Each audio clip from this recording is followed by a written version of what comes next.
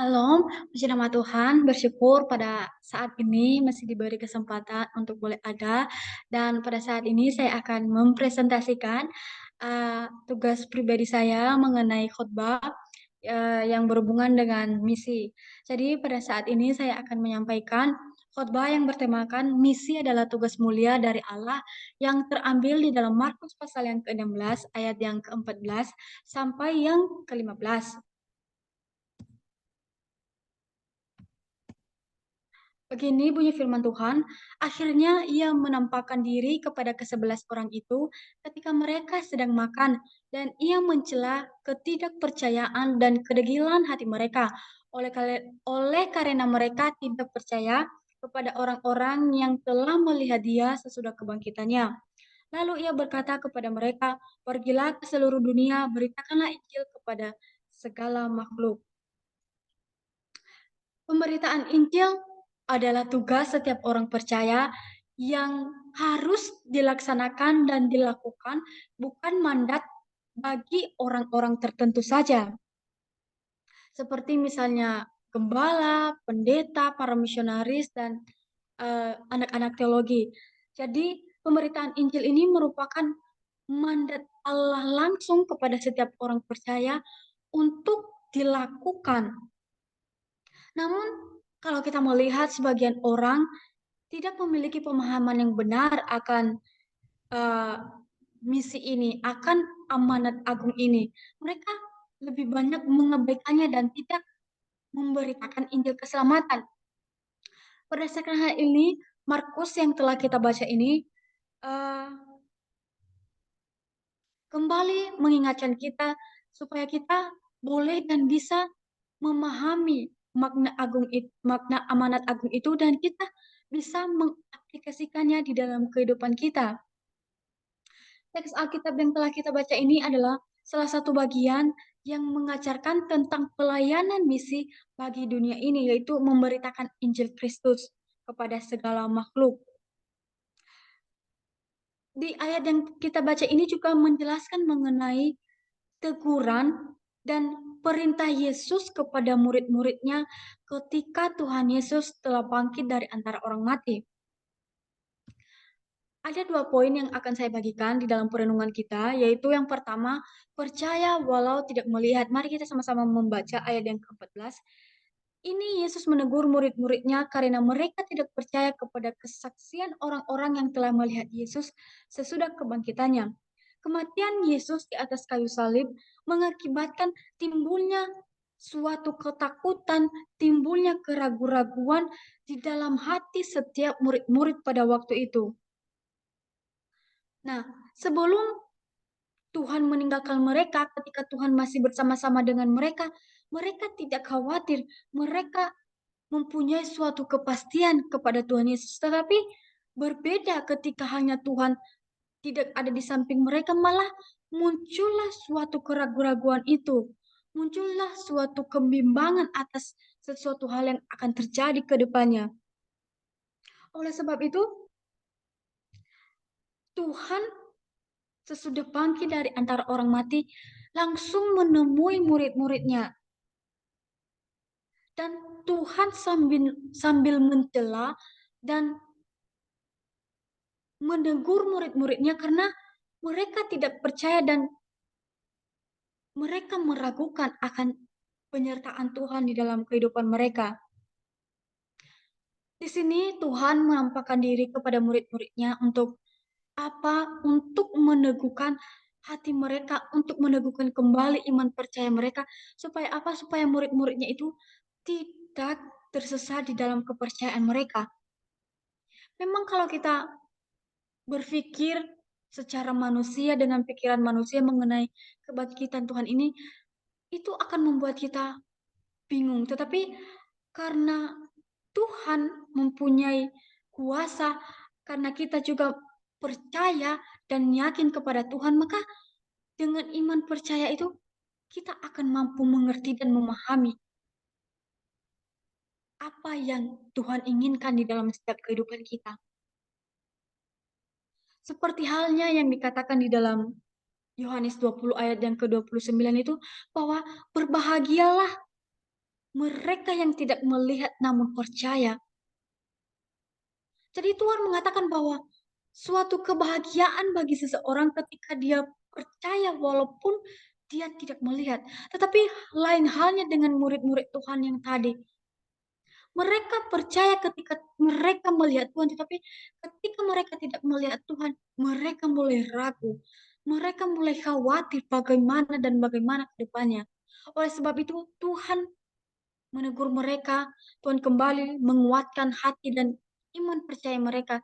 Supaya apa? Supaya mereka percaya walaupun mereka tidak melihat, ataupun walaupun Tuhan nanti tidak bersama-sama dengan mereka, tetapi mereka mempunyai iman yang kokoh kepada Tuhan. Nah, teman-teman yang terkasih di dalam nama Tuhan, poin selanjutnya juga yang saya mau bagikan yaitu melakukan kewajiban sebagai wujud iman kepada Kristus. Mari kita membaca ayat yang ke-15.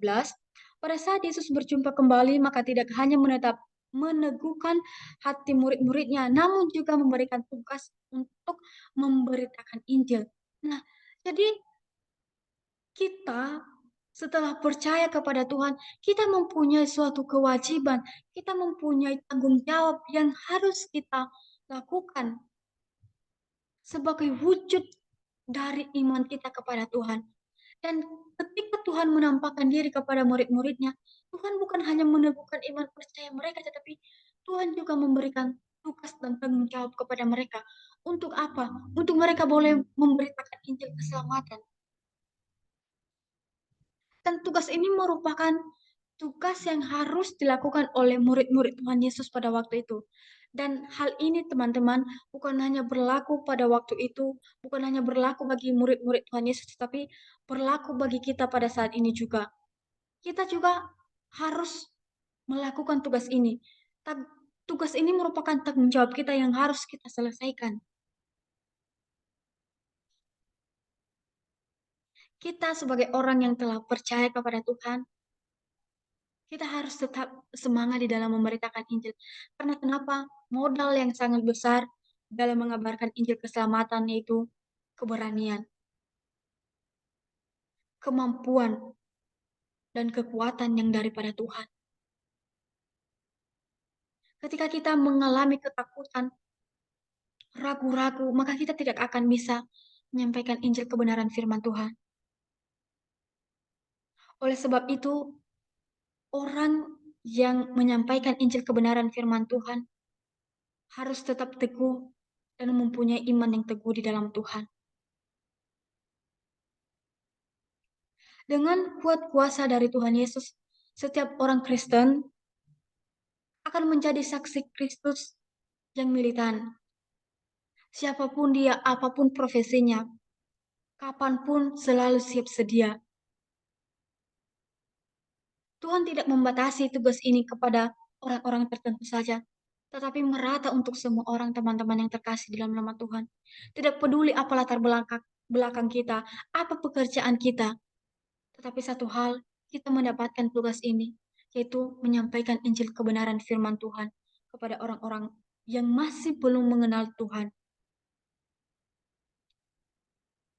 Jadi, sebagai Kristen, sebagai orang percaya, mari kita menunjukkan citra Allah di dalam diri kita.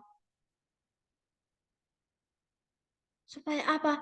Sehingga keberadaan kita ini, orang lain bisa melihat bagaimana, oh, dia orang Kristen. Bukan malah kehidupan kita ini tidak mencerminkan Allah dalam setiap kehidupan kita. Dan kalau kita membaca di ayat seterusnya, dikatakan bahwa murid-murid mendapatkan kuasa yang menguatkan dan meneguhkan mereka sehingga mereka tidak takut lagi.